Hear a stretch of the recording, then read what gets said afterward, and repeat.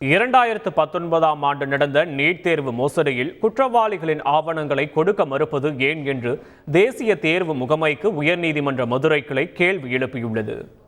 கடந்த 2019ஆம் ஆண்டு நடந்த நீட் தேர்வு முறைகேடு வழக்கிலிருந்து தன்னை விடுவிக்க கோரி சென்னையைச் சேர்ந்த தருண் மோகன் என்பவர் உயர்நீதிமன்ற மதுரை கிளையில் மனு தாக்கல் செய்தார்.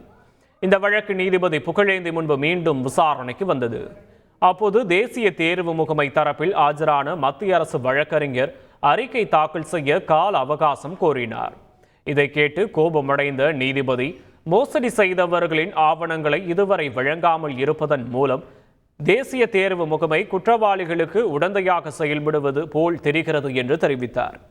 இந்தியாவிலேயே இல்லாத மாணவனுக்கு 3 மாநிலங்களில் தேர்வு எழுதப்பட்டுள்ளது.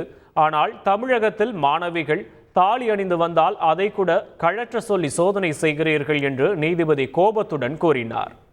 குற்றவாளிகளுக்கு ஆதரவாக செயல்படும் அதிகாரிகளின் வீடு, அலுவலகங்களில் ஏன் சோதனை நடத்த உத்தரவு பிறப்பிக்க கூடாது என்று கேள்வி எழுப்பிய நீதிபதி, இந்த நிலை தொடர்ந்தால் அவர்களை கைது செய்ய உத்தரவு பிறப்பிக்க நேரிடும் என்றும் எச்சரித்தார். இறுதியாக திங்கட்கிழமை அறிக்கை தாக்கல் செய்வதாக மத்திய அரசு தரப்பில் அவகாசம் கோரியதால் வழக்கு விசாரணையை திங்கட்கிழமைக்கு நீதிபதி ஒத்திவைத்தார். செய்திகளை உடனுக்குடன் தெரிந்து கொள்ள உடனே சப்ஸ்கிரைப் பண்ணுங்க.